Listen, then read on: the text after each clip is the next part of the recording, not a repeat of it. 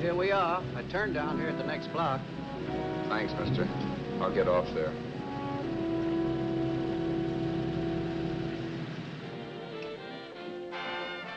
Want anything else?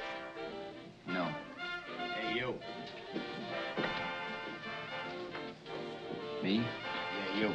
Where you heading? East. Too bad. I thought if you was heading north, I might be able to help you out. Pushing the Salt Lake, and I don't like to ride it alone at night. I'm one of those guys that got to talk or I fall asleep. Oh, sure, no, my partner, he's got Lou to keep him company, but I ain't got nobody at all. Where you coming from? West. Yeah, sure, I know, but where, L.A.? Maybe. Got a cousin out in L.A. You don't say. Yeah, he's been out. You're not much of a talker, are you? My mother taught me never to speak to strangers. Oh, a wise guy. So what? Okay, don't get sore. Trying to be sociable, that's all. Hey, Glamorous. You change for a dime, will you?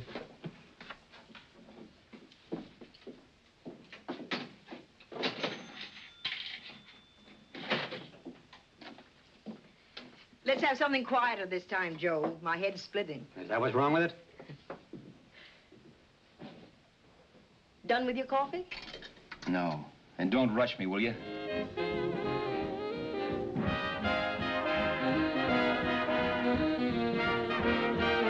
Hey, turn that off. Will you turn that thing off? What's eating you now? Yeah, what's eating you? That music, it stinks. Oh, you don't like it, huh? No, turn it off. Oh, wait a minute, pal. That was my nickel, see? This is a free country, and I play whatever I wanted. Okay.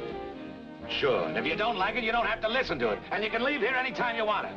Okay, I'm sorry I asked. First good piece played tonight, and you don't like it. Some people just ain't got any good taste.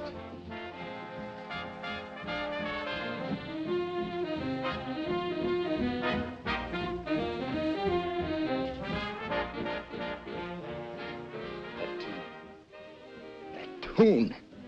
Why was there always that rotten tune? Following me around, beating in my head, never letting up. Did you ever want to forget anything? Did you ever want to cut away a piece of your memory or blot it out? You can't, you know. No matter how hard you try. You can change the scenery, but sooner or later you'll get a whiff of perfume or somebody will say a certain phrase or maybe hum something. Then you're licked again. I can't believe that you're in love with me. I used to love that song once. So did the customers back in the old Break of Dawn Club in New York. I can't remember a night when I didn't get at least 3 requests for it. Sue, she was always selling it too. Those were the days.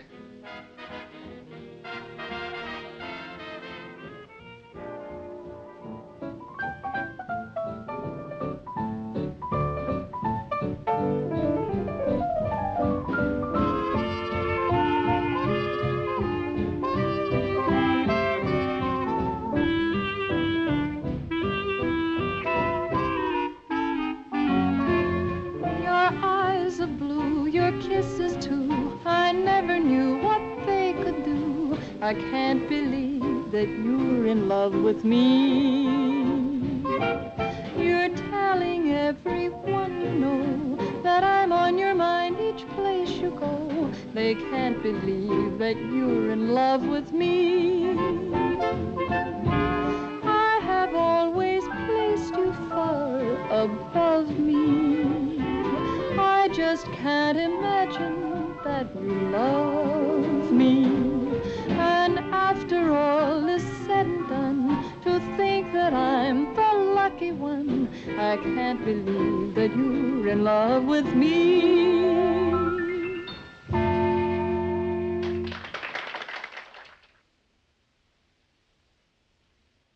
It wasn't much of a club, really. You know the kind.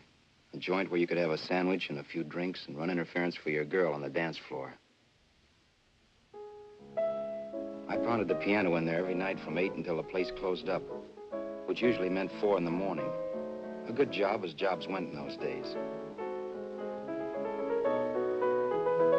Then, too, there was Sue, who made working there a little like working in heaven.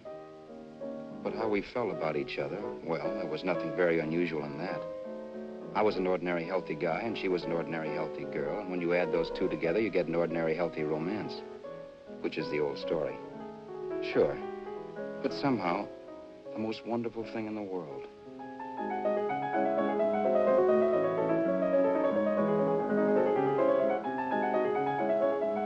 All in all, I was a pretty lucky guy.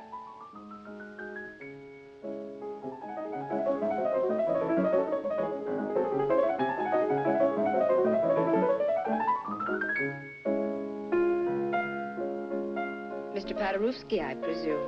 It's beautiful. You're going to make Carnegie Hall yet, Al? Yeah, as a janitor. I'll make my debut in the basement. I don't blame you for being bitter, darling, but you mustn't give up hope. Why, someday... Yeah, someday. If I don't get arthritis first. In the meantime, let's blow this trap.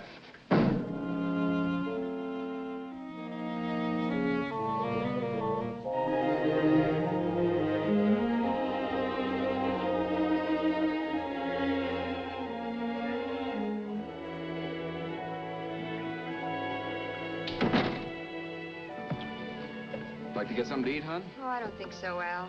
I lose my appetite working in this flea bag. Let's go home. Okay. I can't stand much more of that dump. Did you see that drunk tonight trying to paw me? No, what drunk? Does it matter what drunk? Say, what's the matter with you tonight, darling? That's the third time you started to tell me something and then stopped. We shouldn't have any secrets from each other, Sue. Next week, we're going to make with the ring and the license. You and me will be a team. Yes, that's right. In the Bush League. I don't get you. We've been struck out. It's a funny way to talk, darling. Don't you want to marry me? Al, look, I love you. You know I do, and I want to marry you. But? But not now. Only after we've made good. Sunday, I'm going away. Oh, I know you'll think it's silly. That's why I hesitated to tell you. But I'm going to California. I want to try my luck in Hollywood. That's the most stupid thing I ever heard of. Don't you know millions of people go out there every year and wind up polishing cuspidors? I thought you had better sense. You sound as if you don't think I have any talent. That has nothing to do with it. I'll make out all right. Maybe. But what about me? Doesn't it mean anything to you that you're busting up all our plans? We may not see each other for years? It won't be that long. I thought you loved me. I do. You know I do. Well, here we are. Al. Al, why can't you see my side of it? I'm young. We both are, and we've got all the time in the world to settle down. Really, darling, what I'm doing is the only sane thing to do. I hate the thought of being so far away from you, but we'll be together again someday. Maybe you'll decide to come out too later on. So long. Al, aren't you going to kiss me goodnight? Sure, why not? Good night.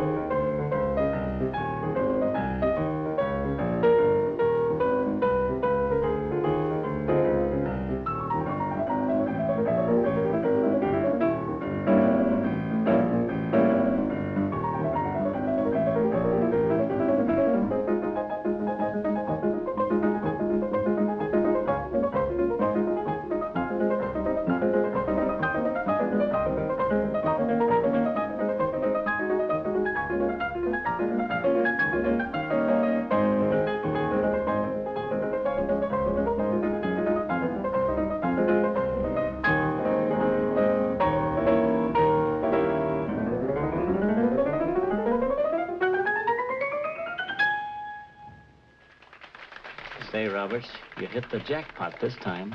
$10. Thanks.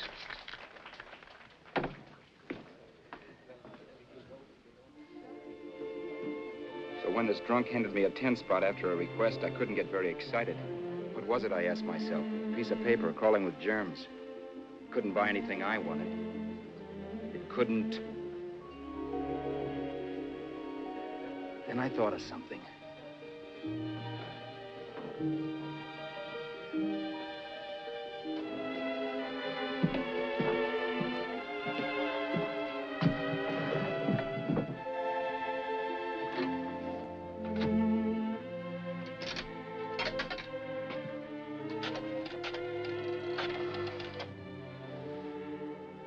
Long distance.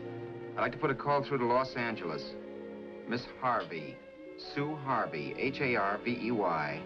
The number is Crestview 65723.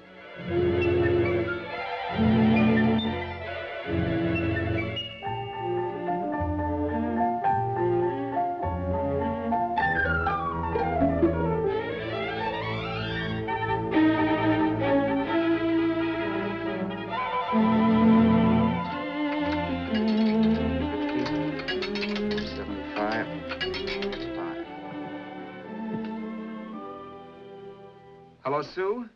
This is Al. Oh, baby, it's great to hear from you, too. What's that? You do? Oh, me too, darling. I thought I'd go batty without you. I just had to... Huh? You're working as a hashlinger? Gee, honey, that's tough. Those guys out in Hollywood don't know the real thing when it's right in front of them. You just stick it out, Sue, baby. Keep going around to those casting offices. I'm sure you'll click. Look, I'll tell you what. You stay put out there, I'll come to you. No, don't try to stop me. Just expect me. Train? Who knows? Train, plane, bus, magic carpet. I'll be there if I have to crawl. If I have to travel by pogo stick. And then, let's get married right away, huh? That's the stuff. That's what I've been wanting to hear you say. Well, goodbye for now. I'll be seeing you soon. Yeah. Bye. The only way I could cross country was to thumb rides. For even after hawking everything, I only had enough money to eat. Money. You know what that is. It's the stuff you never have enough of. Little green things with George Washington's picture that men slave for, commit crimes for, die for. It's the stuff that has caused more trouble in the world than anything else we ever invented. Simply because there's too little of it. At least I had too little of it. So it was me for the thumb.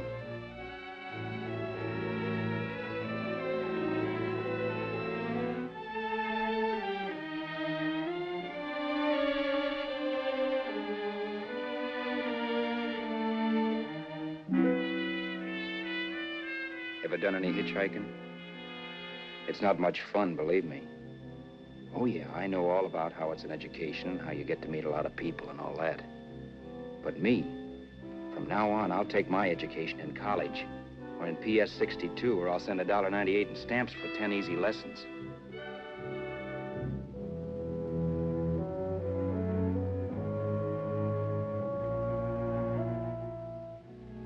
Thumbing rides may save you bus fare, but it's dangerous.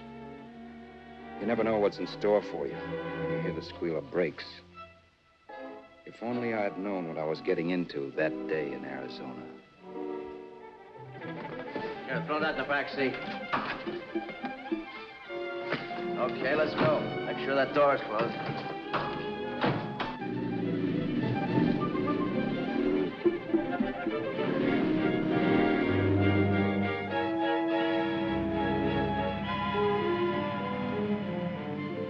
You know, Emily Post ought to write a book of rules for guys thumbing rides. Because as it is now, you never know what's right and what's wrong. We rode along for a little while, neither one of us saying anything. I was glad of that. I never know what to say to strange people driving cars. Then, too, you can never tell if a guy wants to talk. A lot of rides have been cut short because of a big mouth. So I kept my mouth shut until he started opening up. Hand me that little box in the compartment, will you, pal? Hold the wheel, will you?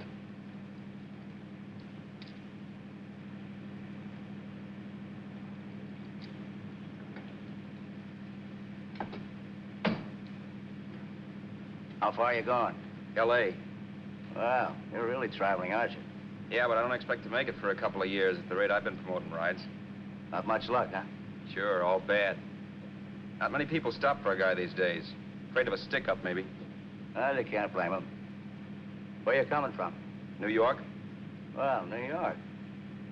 You're in luck this time. I'm going all the way. Right through to Los Angeles. You drive a car? Sure. Whenever you're tired, let me know. I'll holler. I guess at least an hour passed before I noticed those deep scratches in his right hand. They were wicked. 3 puffy red lines about 1/4 of an inch apart. He must have seen me looking at them because he said, Beauties, aren't they? They're gonna be scars someday. What an animal. Whatever it was, it must have been pretty big and vicious to have done that. Right on both counts, New York. I was tussling with the most dangerous animal in the world. A woman. She must have been Tarzan's mate. Looks like you lost the bob. Certainly wasn't a draw. You know, there ought to be a law against dames with claws. Yeah. I tossed her out of the car in her ear. Was I wrong? Give a lift to a tomato, you expect her to be nice, don't you? Yeah. After all, what kind of a dame some rides? Sunday school teachers? Yeah. A little witch. She must have thought she was riding with some fall guy. And me, who's been booking horses around racetracks since I was 20. I've known a million dames like her. 2 million. Yeah. Stopped the car, opened the door. Take it on the Arthur Duffy, sister, I told her. That's the stuff. As I was done, huh? But if you want to see a real scar, brother, get a load of this. What? I got that one, too. Dooley? Yeah, we're just kidding, of course. My dad owned a couple of Franco-Prussian sabers. Kept them on the wall for decorations. Well, one day, another kid and I took them down when the old man wasn't around. Had a duel. He got me in the arm here. Pretty mean cut. Infection set in later. Yeah, I can see that. Now, give me that box again, will you? Yeah.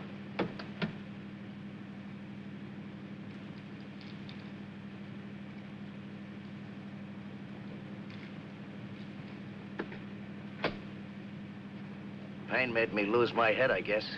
Began slashing. Before I knew it, I'd put the other kid's eye out. That was tough. Well, it was just an accident, of course. But you know how kids are. I got scared, decided I was going to run away from home. Old man almost caught me when I was packing my duds. The bloody rag I had wrapped around my wrist hadn't caught his attention. You've seen the bundle for sure. But I beat it when he was phoning for a doctor. That was 15, 16 years ago. I haven't been home since. Pull in there for a bite or something, huh? a bite or something. Brother, was I hungry. I hadn't had anything in my stomach for hours. Yet even with that gnawing in the pit of my belly, I didn't want to be in too big a rush to put on the feed bag. First, I had to make sure this guy knew the score. If I got him down on me, it was goodbye ticket to Hollywood. I'll wait out here for you, mister. If it's the money, don't worry about paying for it. This time it's on me. Well, that's white of you, Mr. Haskell, think nothing of it. You make your first million, maybe you can do the same for me. Come on, New York. I gotta make the West Coast by Wednesday. There's a horse running at Santa Anita named Paradiesical. Means dough to me if I'm on him. We'll make it all right. He did most of the talking during the half hour we were in the place. I ate. He rambled on about his old man, whom we hadn't heard from since he ran away as a kid, and how he happened to become a bookie. And then all about how he got rooked in Miami. One race, 38 grand. They cleaned out my book. How do you like that? That was tough luck. Yeah, and I'm supposed to be the smart guy. Well, you just wait. I'm going back to Florida next season with all kinds of jack. And you watch those stinkers run for cover. Want anything else? No, thanks. I've had plenty.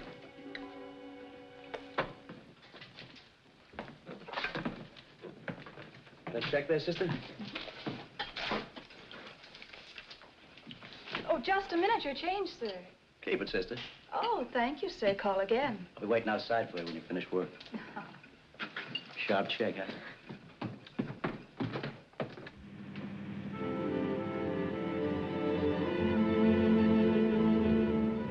drove all that night while Haskell slept like a log. After a while, I began to get sleepy myself. I was happy, though. Soon I'd be with Sue again. The long trip was practically over, and there'd be no more hoofing it down the concrete. I began to think of the future, which couldn't have been brighter if I'd embroidered it with neon lights. It was nice to think of Sue shooting to the top. It's amazing what a full belly can do to your imagination. Your eyes of blue, your kisses too, I never knew what they could do. I can't believe that you're in love with me. You're telling everyone you know I'm on your mind each place you go. I can't believe that you're in love with me.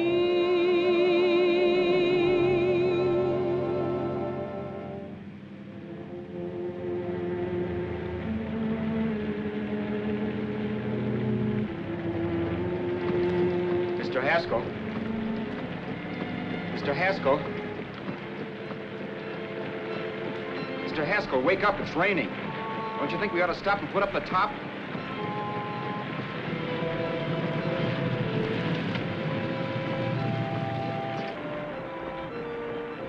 Mr. Haskell, I'm going to put up the top.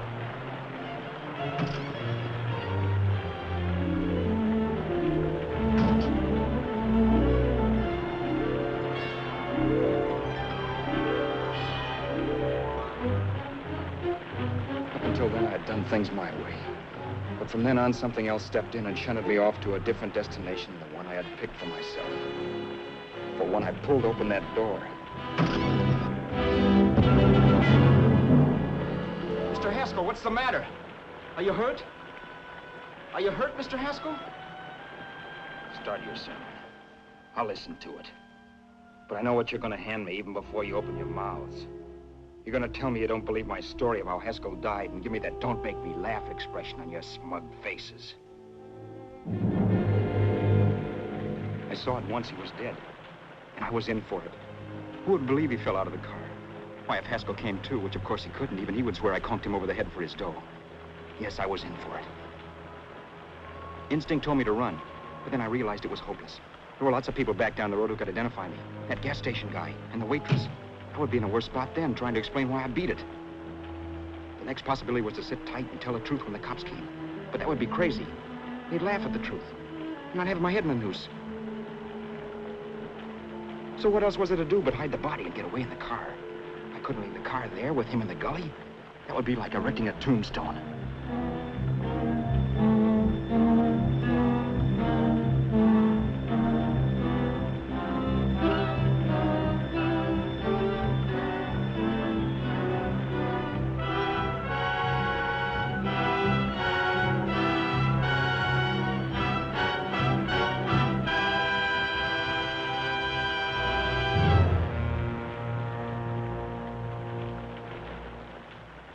My idea was to cover him with brush, not to rob him.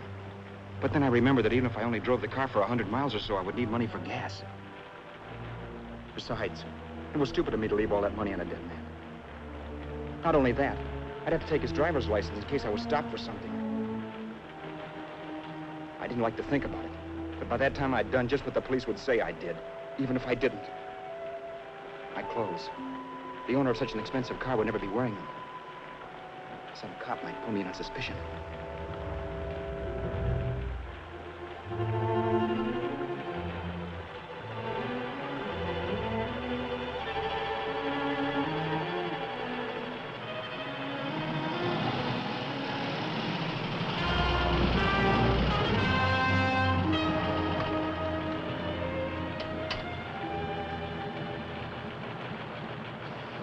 Hey, you, this your car? Don't you know better than to leave a car with the wheels halfway in the middle of the road? That's the way accidents happen. I'm sorry, officer. I was just putting up my top. I didn't think. Well, the next time, think. I'll let you go now, but watch your step in the future. I know that's a lonely stretch, but cars come by here once in a while, and we have plenty of crack-ups. Thanks, officer.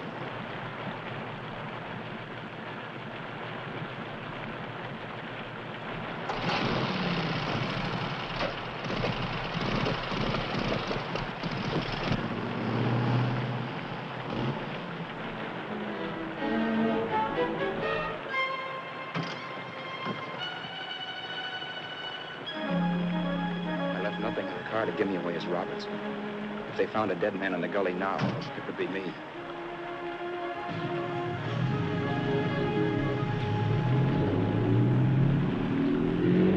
As I drove off, it was still raining. The drops streaked down the windshield like tears. I kept imagining I was being followed and that I could hear sirens back in the distance. Just how long it took me to cover the 60-odd miles to the California state line, I don't know. I lost all track of time.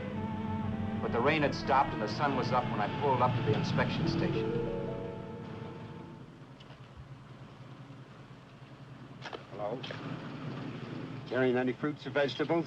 No. Any livestock or poultry? No. I'd like to see your registration and driver's license, please. Anything in the baggage compartment? Just baggage. Charles Haskell, Jr., age 30, brown eyes, dark hair. Identifying marks, none. Are you Charles Haskell, Jr.? Yes. Well, remember, if you're employed and you stay over 30 days, you take out California plates. All right, officer, but I'll only be in the state a short while. Right, you can go now.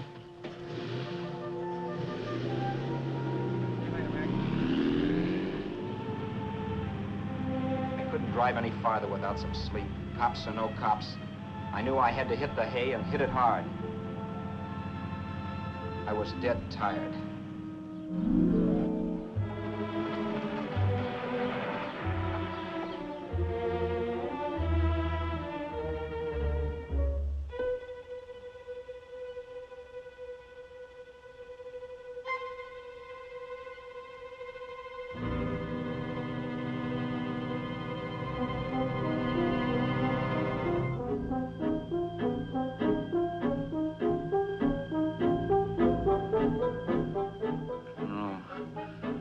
No, you can't, Mr. Haskell. No.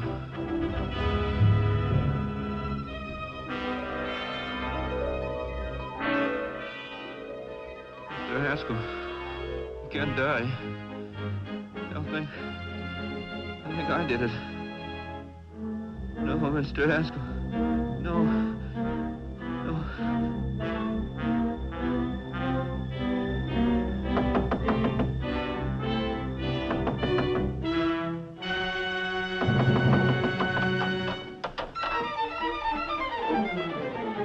Who's there?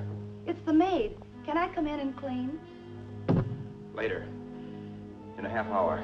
All right, sir.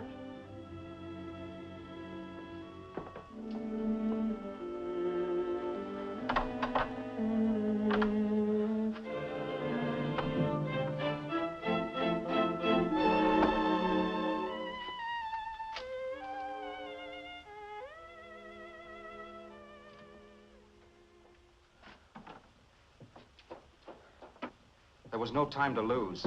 Every minute I had to be Charles Haskell was dangerous. And I'd have to be Charles Haskell until I got to some city where I could leave the car and be swallowed up.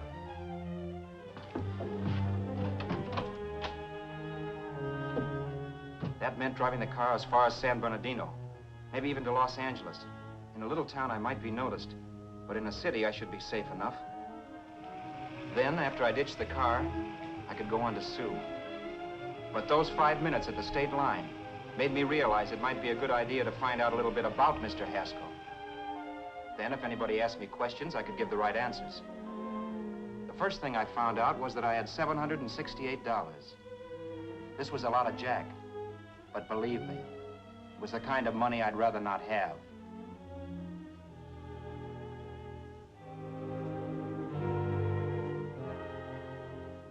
And then I found out from a letter Haskell was carting around in his bag that he wasn't the open-handed, easygoing big shot who went around buying dinners for strange hitchhikers. Before I got done reading it, I saw him more as a chiseler. It was written to his old man in California, the one he hadn't seen in so many years. In it, Haskell posed as a salesman of hymnals, of all things.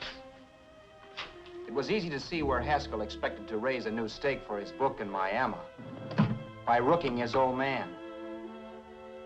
That was about all I found out from his effects, and it was enough. I told myself, maybe old man Haskell was lucky his son kicked off. He would never know it, but it saved him from taking a flyer in sacred literature preferred.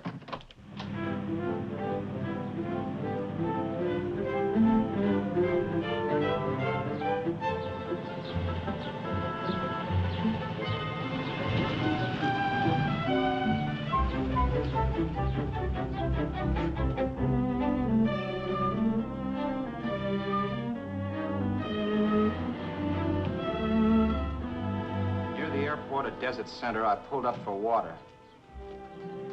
There was a woman. Hey, you! Come on if you want to ride.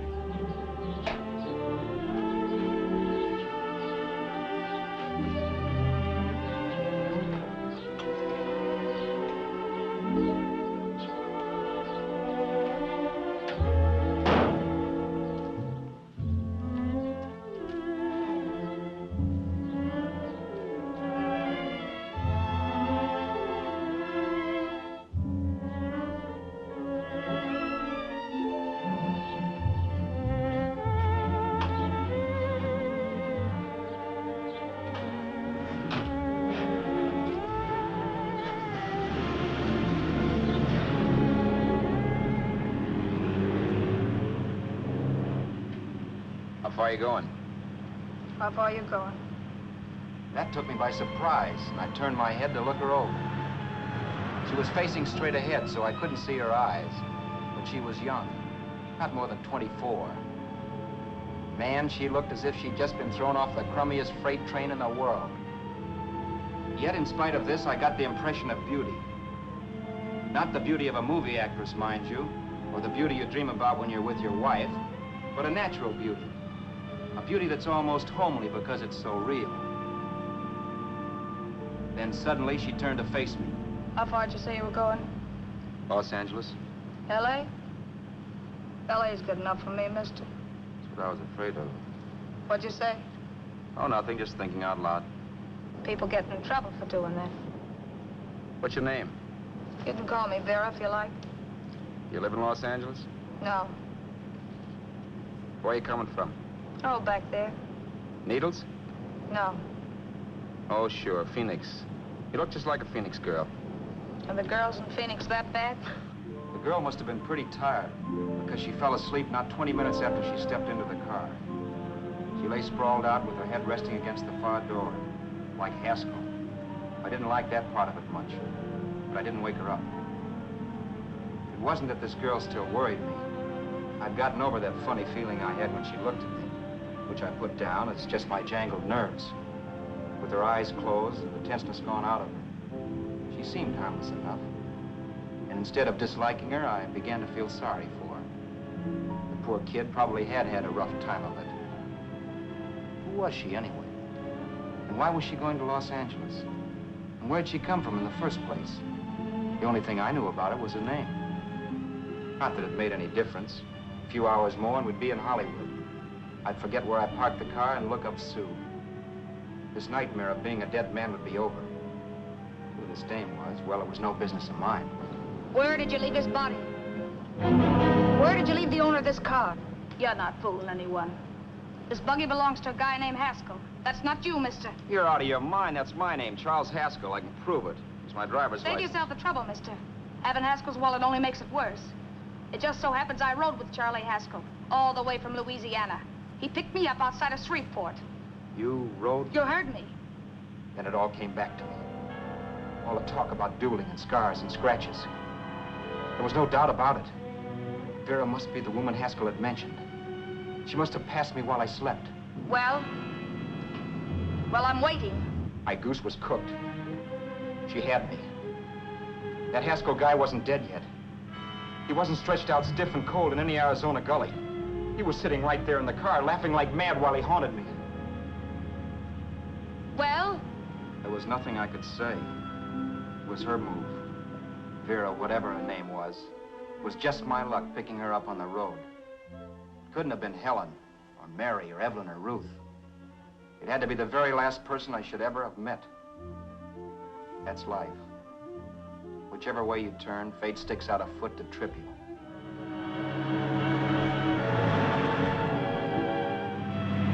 I told her everything, but she didn't believe my story. I should have saved my breath. That's the greatest cock and bull story I ever heard. So he fell out of his car. Say, who do you think you're talking to, a hick? Listen, mister, I've been around, and I know a wrong guy when I see one. What'd you do, kiss him with a wrench? Now, wait a minute. What I told you was true. You see, that's why I had to do it. You think I killed him? Well, the cops would have thought so, too. Yeah, well, maybe they still think so. What makes you so sure I'll shut up about this? Sure, I'm innocent. Give me a break, will you? It won't do me any good having you pinched. The cops are no friends of mine. Now, if there was a reward, but there isn't. Thanks. Don't thank me yet. I'm not through with you by a long shot.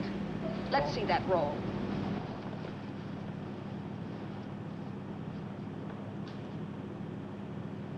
Is that all Haskell had? Isn't it enough? No, I thought he had more. Not that I know of. You can search me if you think I'm holding out on you. Well, maybe I will at that. He told me he was going to bet $3,000 on a horse named Paradisical on Wednesday at Santa Anita.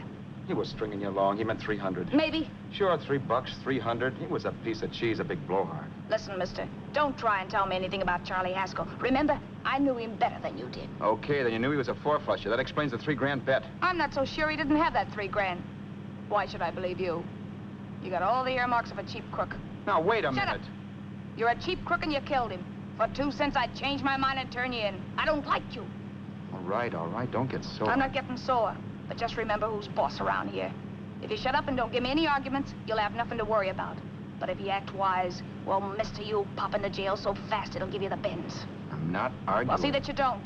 You know, as crooked as you look, I'd hate to see a fella as young as you wind up sniffing that perfume that Arizona hands out free to murderers. I'm not a murderer. Of course you're not. Haskell knocked his own head off. He fell, that's how it happened, just like I told you. Sure, and then he made you a present of his belongings. I explained why I had to do that. Doesn't make a difference one way or another. I'm not a mourner. I liked Haskell even less than I like you. Yeah, I saw what you did to him. What do you mean?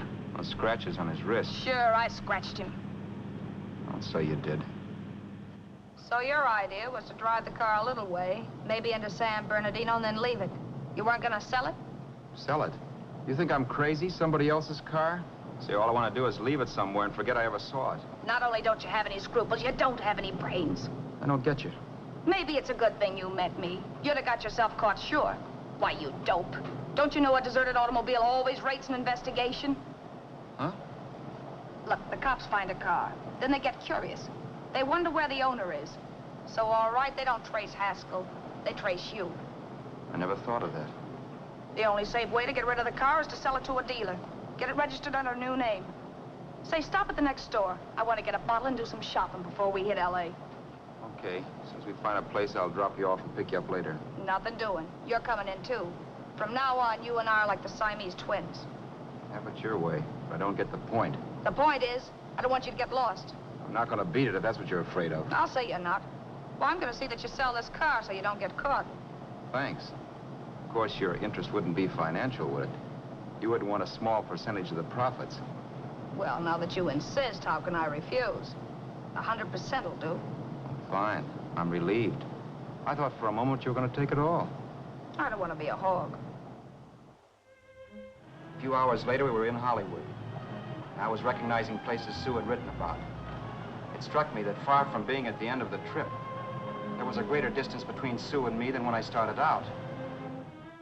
Vera wasn't kidding with that Siamese twins crack. She rented a little apartment as Mrs. Charles Haskell. When I objected to this, she explained that it was on account of the car. A dealer might think something was funny if he called and found we were using different names.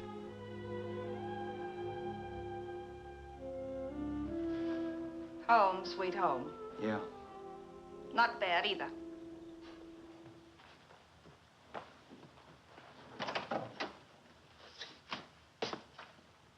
In case there's any doubt in your mind, I'll take the bedroom. Yeah. Sure is stuffy in here.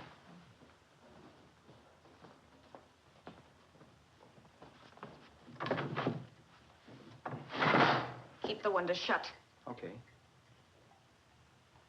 The old crow downstairs said there's a folding bed behind this door.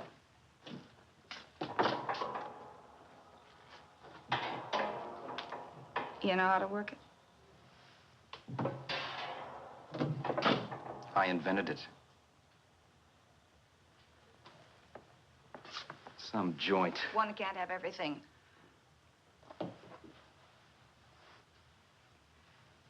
I'm first in the bathtub. I don't know why, but I figured you would be.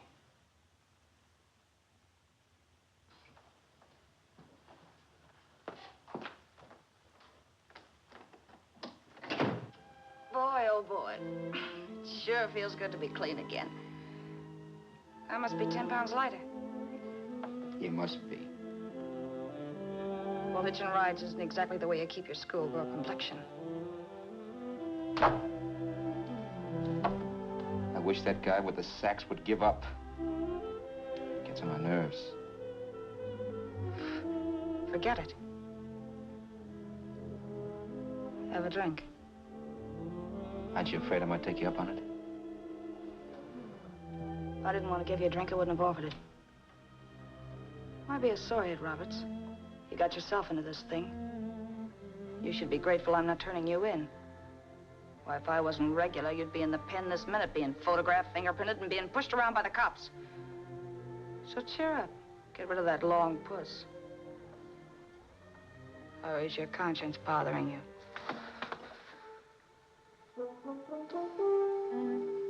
No. It isn't. Swell.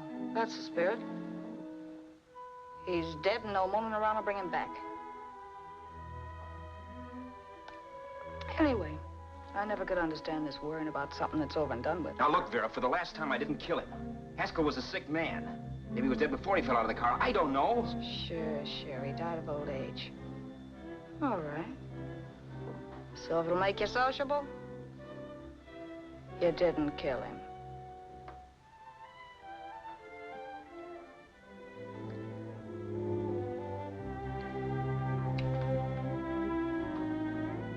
Thanks.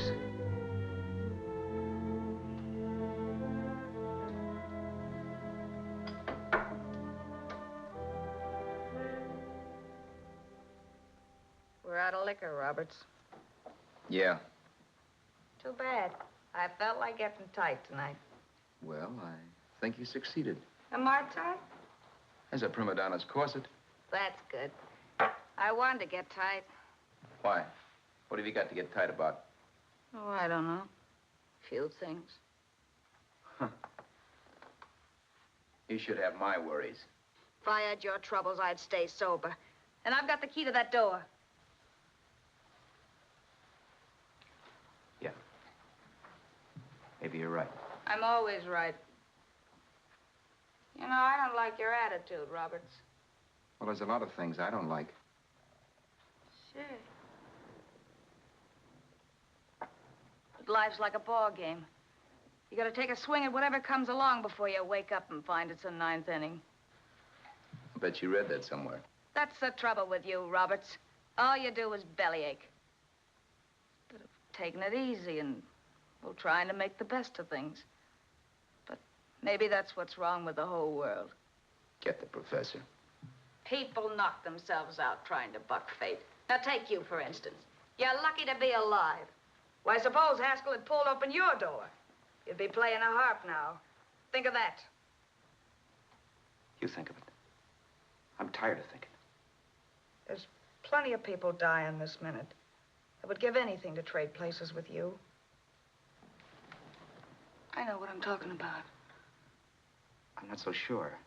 At least they know they're done for. They don't have to sweat blood wondering if they are. Your philosophy stinks, pal. We all know we're gonna kick off someday. It's only a question of when. But what's got us on this subject anyway? We'll be discussing politics next. Yeah. Where'd you hide the butts? On the table, sucker.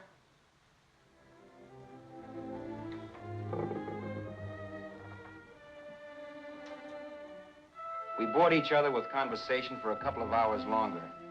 Every 5 minutes, one of us was wishing we had another bottle or a radio or something to read. Then finally, we ran out of chatter.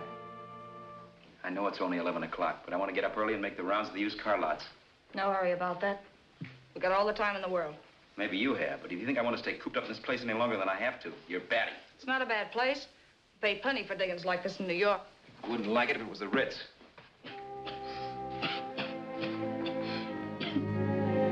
Rotten liquor. You got a mean cough. Ought to do something about it. I'll be all right. That's what Camille said. Who? Nobody you know. Wasn't that the dame that died of consumption? Yeah. Wouldn't it be a break for you if I did kick off? You'd be free with all Haskell's dough and car. I don't want to see anybody die. Not even me. Especially not you. One person died of me. If you did, well, that's all I need. You don't like me, do you, Roberts? Like you. I love you. My favorite sport is being kept prisoner. After we sell the car, you can go to blazes for all I care, but not until then.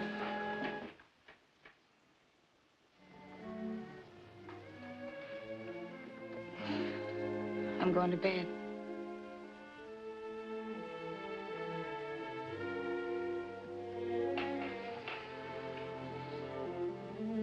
Good night, Roberts.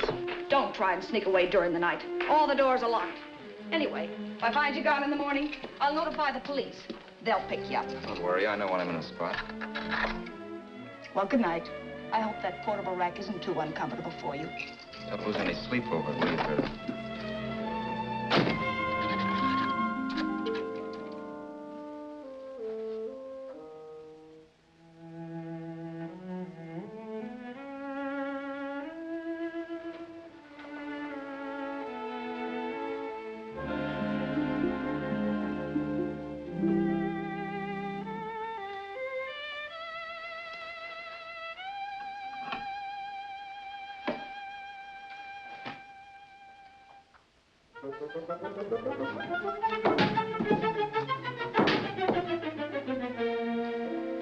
Crestview.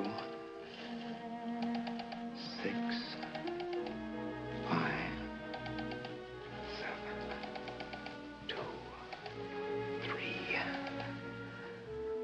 Hello? Hello? Hello? Hello?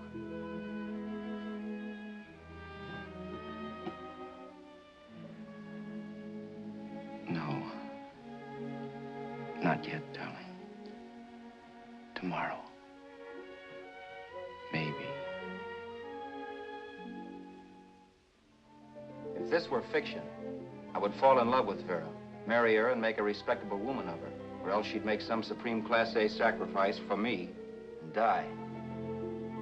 Sue and I would bawl a little over her grave and make some crack about there's good in all of us. But Vera, unfortunately, was just as rotten in the morning as she'd been the night before. All right, I'm coming. Look, Vera, it's almost noon. So what? The dealers will be there all day? I'll be there all year, too, but that doesn't mean I'm going to wait that long. Shut up. You're making noises like a husband. Well, do I rate a whistle? You sure do, but let's go. Let's go, let's go. I spent $85 and 2 hours preparing bait, and all you can say is let's go. Come on.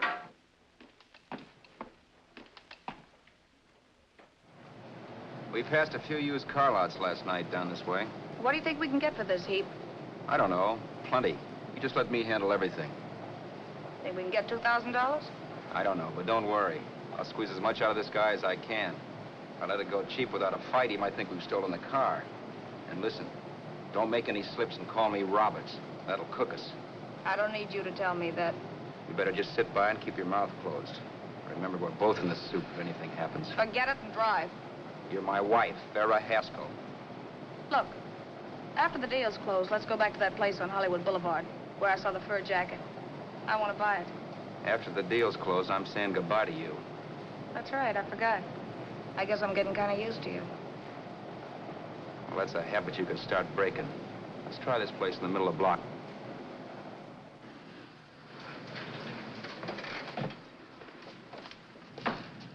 Good afternoon. What can I do for you? We're interested in selling a car. If the price is right. Well, if it's in good mechanical condition, it should blue book for about $1,600. Tony, take a look at this motor. $1,600. Are you kidding?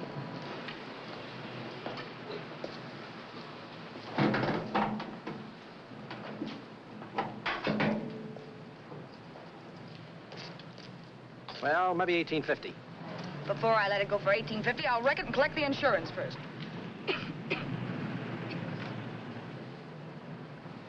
Lady, this motor's seen a lot of driving.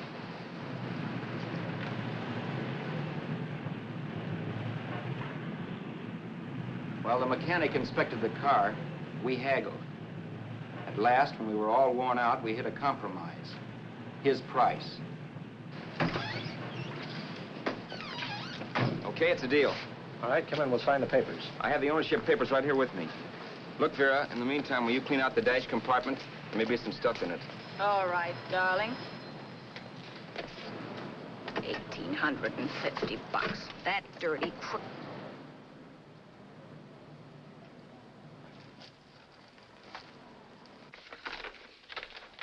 New York, huh?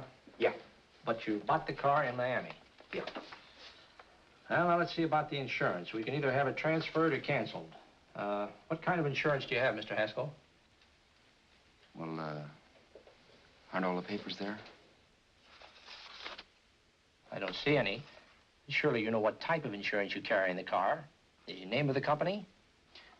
Yeah, but, Well, if you'll just tell me the name of the company, I'd be very glad to take care of all the details. well, Did you sign the papers yet?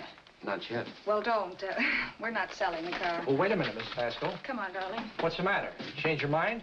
Yes, I'm sorry. I guess I have. But, Vera... Let's go.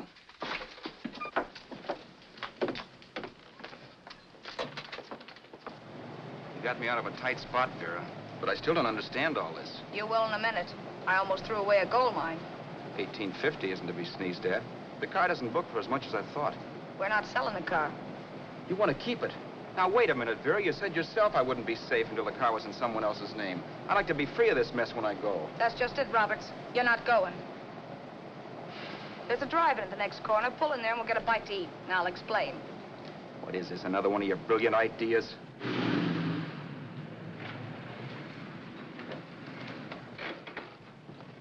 Oh, may I take your order? Make mine a ham sandwich and coffee. And for you, sir? Oh, I don't care. The same. Thank you.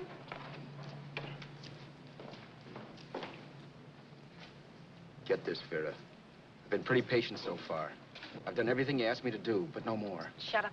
You've taken Haskell's money, and you can have the dough we get from selling the car, but you're not going to keep me a prisoner. It's a good thing I bought the paper. Take a look at that. Vera, I'm in no mood. Read that.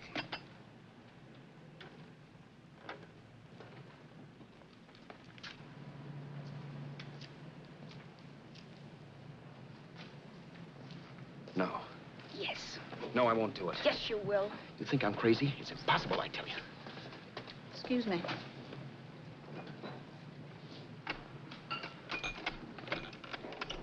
Blow the horn when you're through. No one could possibly get away with an act like that. It'd be wise to me in a minute. Don't be yellow. You look enough like him. The same coloring and the same build. See how his clothes fit you? No kidding, you almost had me fooled for a while. Oh, grow up, Vera. Don't you think a father knows his own son? And there must be other relatives. The father won't have to know you. We'll wait till he gives up the ghost. He's an old geezer and he won't pull through. And as far as other relatives are concerned, they haven't seen you in 15 or 20 years. Eat. I'm not hungry. And I won't do it. It's not as tough as it sounds. Remember, you've got all kinds of identification. His car, letters, license. I could never get away with it. It's the stupidest thing I've ever heard. The old boy has scads of dough. Look in the paper there. Personal fortune assessed at over 15 million. He'll leave plenty, I tell you. Maybe he cut off his son. How do we know? It's out, Vera. I won't have anything to do with it. I think you will. Look, Vera, I'll do anything within reason. But not that. So forget it.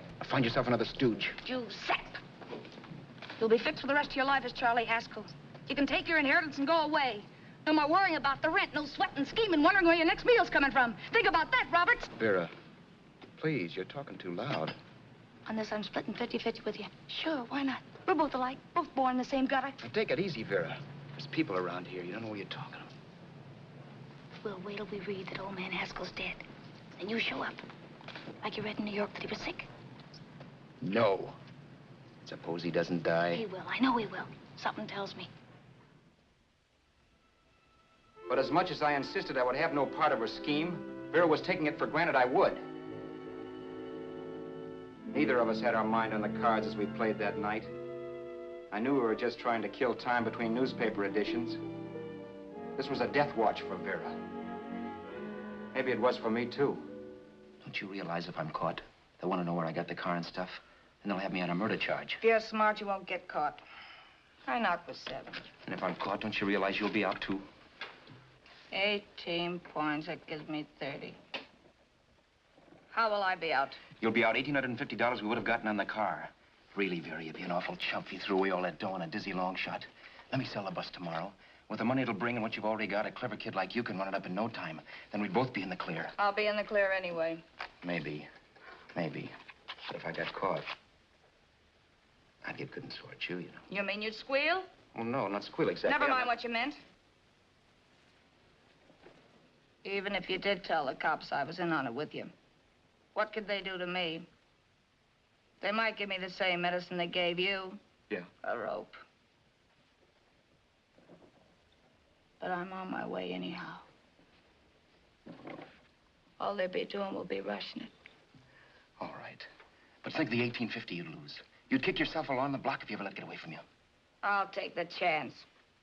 Want another drink? You're being a goon. That's the way people wind up behind the 8 ball. Once they get a few dollars, they become greedy and want more. My. Caesar. Who? You know that Roman general? He got his for being greedy. He wasn't satisfied, so the final wind-up was he took the count. A couple of days ago, you didn't have a dime. Why, you were so broke you couldn't pay cash for a postage stamp. Now you've got almost $700 with $1,850 in the offing. Take my advice. Don't try for more. I'm tired of this game. Let's have some blackjack. Play solitaire. Okay, I will if that's the way you feel about it. That's the way I feel about it. Getting sore and throwing things won't help much, Roberts. I'm really doing you a favor. I help you out of a jam by keeping my mouth shut. I show you how to make some soft money. And what thanks do I get? Thanks. Sure. Or would you rather call the cops and told him you killed a man and stole his money? I didn't kill anybody. Yes, you did. No, I didn't. You know I didn't. All right, then. Suppose I call the cops. If you're innocent, what do you got to be scared of? Okay. Call him, you mutt. Go ahead and call him. See if I care. At least they'll give me a square deal. You want me to call them? You heard me. But I'm warning you. If I'm pinched, I'll swear you were in on it. I'll say that you helped me. If I fry, I'll get even with you. You wouldn't dare. You didn't. Yeah? Then try it and see. Call him. Yeah. Okay, I will.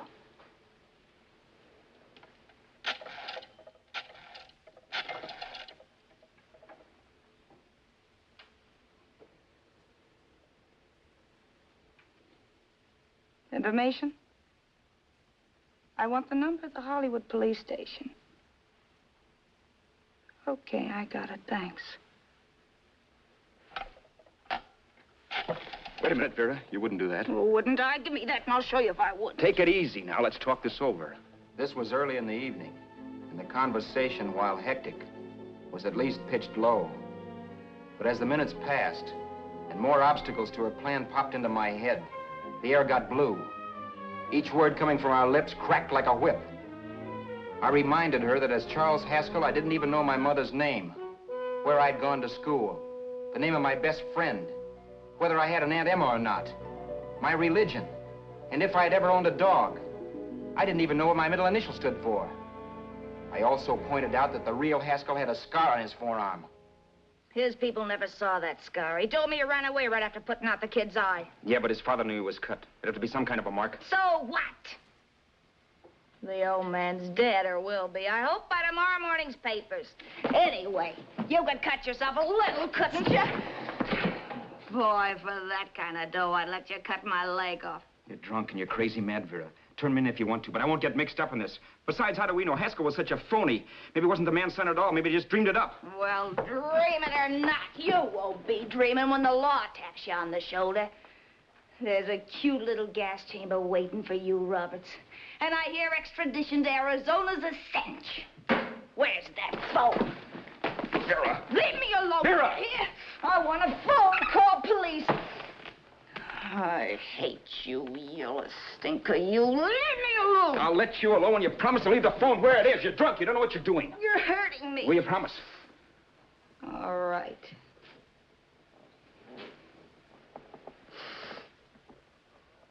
You hurt me. I'm sorry, but...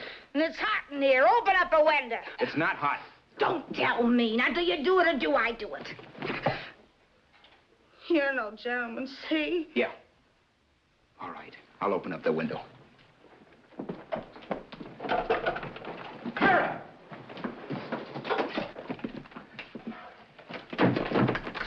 Vera, open the door. Please open the door. Vera, open the door. Don't use the phone. Listen to me. I don't like you, Roberts. You're no gentleman, see? You hurt my hand, and I'm going to get even with you. If you don't open the door, I'm going to kick it down, Vera. Vera, don't call the cops. Listen to me. I'll do anything you say. Vera, let me in. I'll break the phone.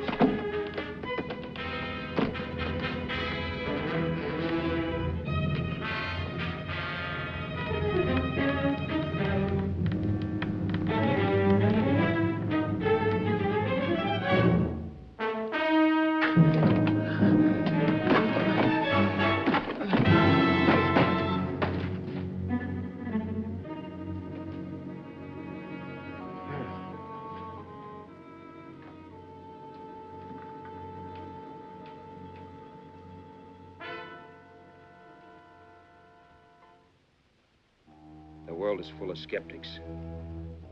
I know. I'm one myself. In the Haskell business, how many of you would believe he fell out of the car?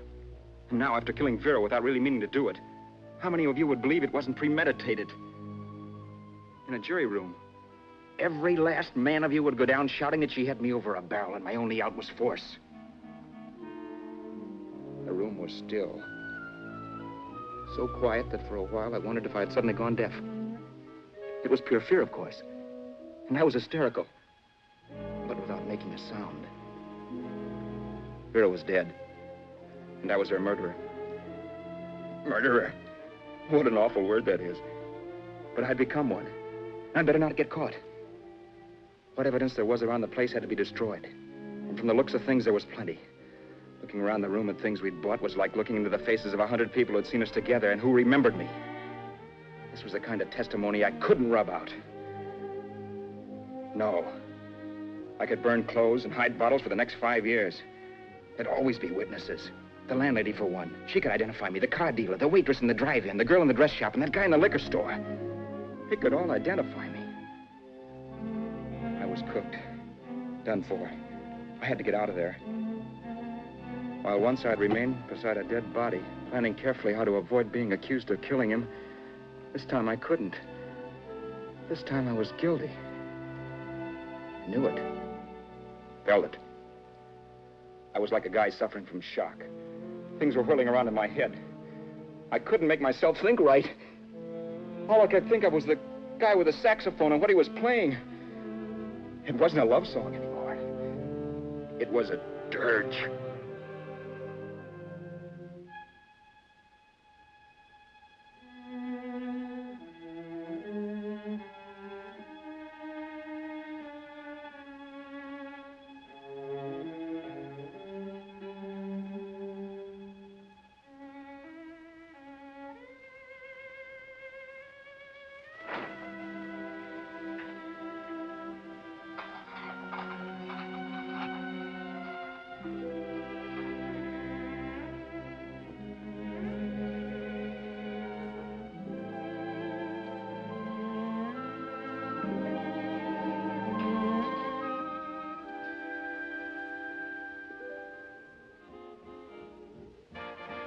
My problems weren't solved.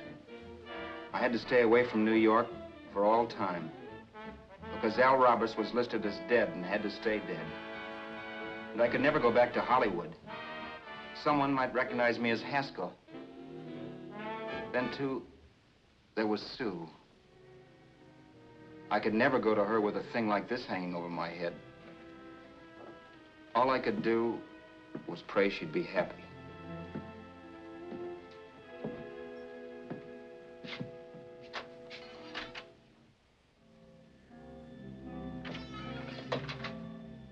I was in Bakersfield before I read that Vera's body was discovered.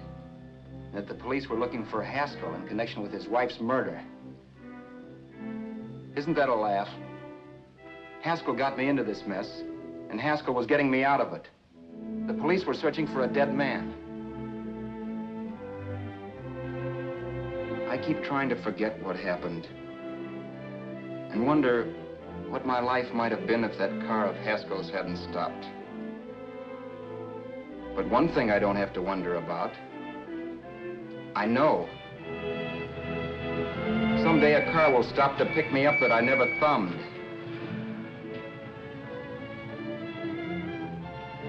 Yes. Fate, or some mysterious force, can put the finger on you or me for no good reason at all.